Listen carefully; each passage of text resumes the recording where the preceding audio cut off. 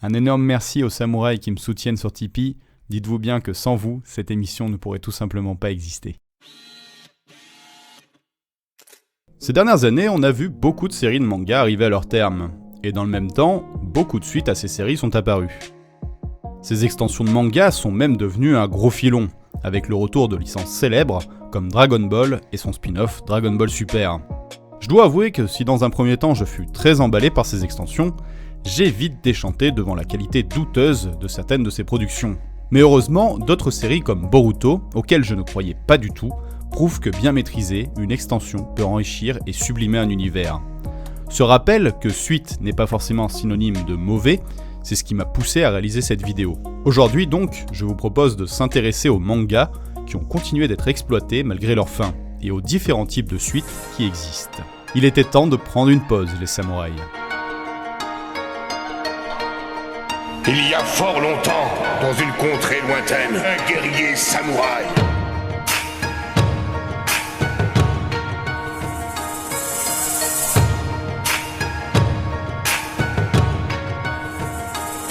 En réalité, beaucoup d'œuvres que nous qualifions de suites n'en sont pas vraiment, du moins pas totalement.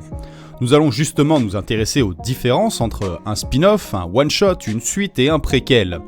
Et on va le faire au travers d'œuvres afin que ce soit plus clair. Parce que, avec tous ces termes, c'est un beau merdier tout ça.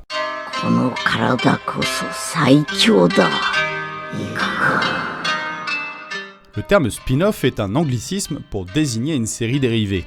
En gros, c'est une série qui exploite généralement l'univers d'une œuvre préexistante. Depuis quelques années, ce format est très exploité avec les mangas, que ce soit pour des séries en cours ou d'autres achevées depuis bien des années. A titre d'exemple, Dragon Ball Super est un spin-off. En effet, la série exploite une période de 10 ans, ellipsée à la fin du manga original Dragon Ball, entre la mort de Majin Buu et le 28e Tenkaichi Budokai qui clôture l'œuvre. Ce n'est donc pas une suite directe au manga. Un très bon exemple de spin-off réussi, c'est la série My Hero Academia Vigilante, écrite par Furuhashi Hideyuki et dessinée par Betancourt. Désolé, je suis pas vraiment sûr de comment ça se prononce. Bref, la série continue encore aujourd'hui à être publiée en parallèle du manga à succès My Hero Academia. Vigilante suit les aventures d'un petit groupe de civils utilisant leurs pouvoirs sans autorisation ni licence pour faire régner l'ordre dans leur quartier. La série développe l'univers et le lore en offrant des explications sur l'histoire des alters, que l'on n'a jamais vu dans My Hero Academia. Le ton et le propos sont quelque peu plus sombres que la série principale, se rapprochant un peu plus au final d'un comics à la Batman, ce qui en fait un très bon complément si vous êtes fan de l'œuvre de Kohei Horikoshi. Un dernier encore méconnu, enfin du moins pour le moment, mais que j'ai adoré, c'est le spin-off Demon Slayer Tomioka Kyu Gaiden. Ce spin-off nous conte les aventures du pilier de l'eau en parallèle du manga Demon Slayer. Si vous êtes fan de la trame principale, foncez, c'est un régal. Et pour info, un prochain tome est prévu cette fois-ci sur le pilier du feu. En bref, le spin-off peut aussi bien se passer avant, pendant ou après les événements de l'œuvre originale. Mais on va préférer y exploiter généralement l'univers étendu ou les personnages secondaires. Le spin-off se doit, pour exister, de ne pas entrer en conflit avec la trame principale, afin de toujours rester cohérent à son univers. なぜそんなに時計を気になさってるんですか？ああ、これはですね。 Passons maintenant au one-shot. Le one-shot, c'est une publication sous forme d'album ou de chapitre, dont la trame se résout en un seul volume. Par opposition donc au format série dans lequel une histoire fait l'objet de plusieurs épisodes, édités en plusieurs tomes. Si ce format est utilisé généralement pour raconter des histoires uniques, il est parfois aussi utilisé pour exploiter des univers préexistants. L'exemple parfait pour illustrer ça, c'est le manga Death Note, de Tsugumi Ohba, dessiné par Takeishi Obata. Terminé depuis octobre 2006, plusieurs one-shots sont sortis depuis et continuent de faire vivre l'univers. Ces histoires courtes font généralement suite aux événements survenus dans la trame principale. La dernière date de février 2020 et compte l'histoire de Ryuk en quête d'un nouveau porteur du Death Note pour succéder à Kira. Il trouvera ce successeur en la personne de Minoru Tanaka, un étudiant au QI impressionnant mais sans suffisamment de motivation pour exceller à l'école. Ce one-shot ingénieux exploite d'autres aspects encore jamais vus du Death Note, puisque le protagoniste cherche avant tout à s'en servir pour s'enrichir. Je n'en dirai pas plus ici afin d'éviter le spoil, mais si vous ne l'avez jamais lu, foncez.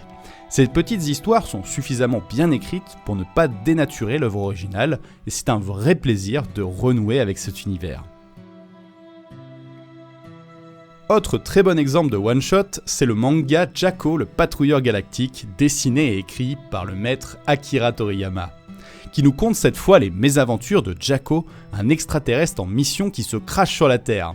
Devant empêcher l'invasion de la planète par une race très dangereuse, on comprendra à la toute fin de l'histoire qu'elle se déroule juste avant les événements du manga Dragon Ball. Une petite pépite en un tome qui étend un peu plus l'univers de Toriyama.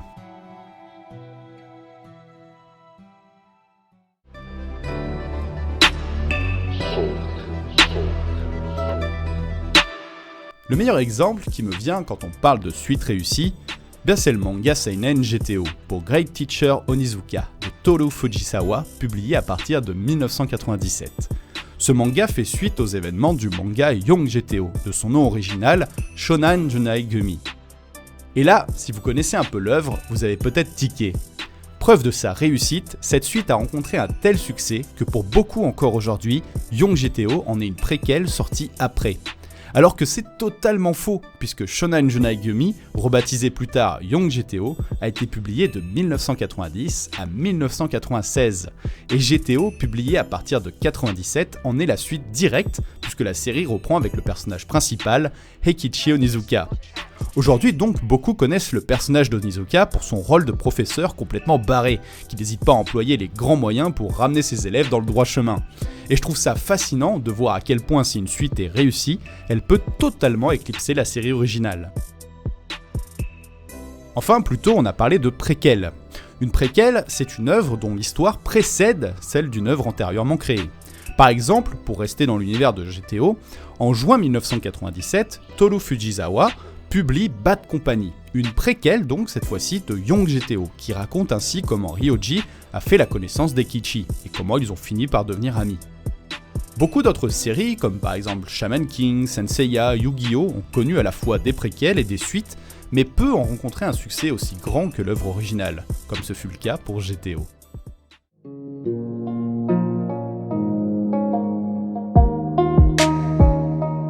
Maintenant qu'on a passé en revue les différents types de suites, on va rentrer dans le vif du sujet, et s'attarder sur l'impact qu'elles peuvent avoir sur l'œuvre originale.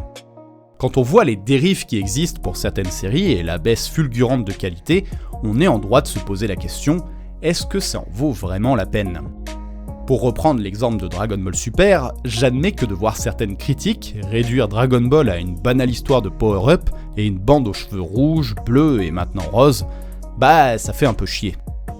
Pour moi, le plus préjudiciable, c'est surtout pour ceux qui ont leur premier contact avec l'œuvre de Toriyama, avec cette série, et réduiront peut-être le manga Dragon Ball à ce qu'ils ont découvert avec Dragon Ball Super. D'ailleurs, les plus critiques généralement sont justement ceux qui ont découvert Dragon Ball avec Super et ne comprennent pas l'engouement derrière cette série. Et peut-on vraiment leur reprocher ? Car oui, moi le premier, je ne peux pas m'empêcher de montrer une certaine indulgence à l'égard de Dragon Ball Super. Malgré tous ses défauts, je ne peux pas m'empêcher de suivre cette série et d'espérer retrouver ce qui faisait le charme de la série originale. Ici, c'est clairement la nostalgie qui parle, et quand la raison prend le dessus, j'arrête pas de me dire que cette suite parfois encombrante gâche un peu de la superbe du manga original. Continuer d'exploiter une licence devenue culte et dont le succès n'est plus approuvé, est-ce que ce n'est pas prendre le risque d'entacher sa réputation ? Du coup, j'en reviens à ma question, est-ce que ça en vaut vraiment la peine ? Eh bien, à force de méditer sur la question, je dirais que malgré tout, oui. Faire une suite ou étendre un univers, c'est irrémédiablement prendre un risque. Et si parfois cela peut être loupé, certaines séries ont prouvé que la suite pouvait être encore meilleure, voire même sublimer l'œuvre originale. Puis ces suites ont l'avantage de rassembler les communautés d'une œuvre et parfois d'éveiller la curiosité des néophytes. Reprenons le cas de Dragon Ball Super. À l'époque de l'annonce de la série, devant le phénomène que cela a provoqué, beaucoup de gens se sont empressés de découvrir l'œuvre originale, afin de comprendre cet engouement. Personnellement, je ne me serais jamais intéressé à Young GTO si je n'avais pas découvert GTO. Je n'aurais pas lu Shaman King si je n'étais pas tombé par hasard sur Shaman King 0. Certes, on pourra toujours pester sur la qualité de certaines de ces œuvres, mais il ne faut pas oublier qu'elles peuvent toujours permettre de remettre en avant leur série originale.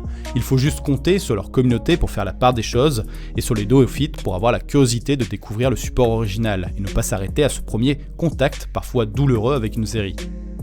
Puis, ce serait mentir que de dire que ce n'est pas un pur plaisir de pouvoir parler encore aujourd'hui des séries qui ont bercé mon enfance. De voir les plus jeunes d'entre vous s'intéresser à des séries vieilles de 30 ans. Pour tout cela, malgré l'aspect économique évident derrière certaines de ces suites, je ne peux pas me résoudre à dire que cela ne sert à rien. En conclusion, je dirais que parfois, c'est un mal pour un bien.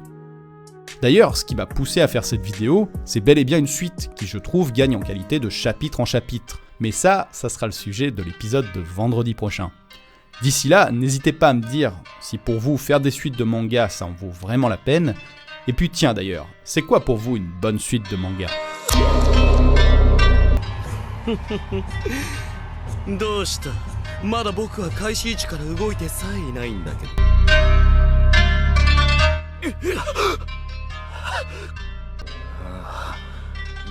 夢か。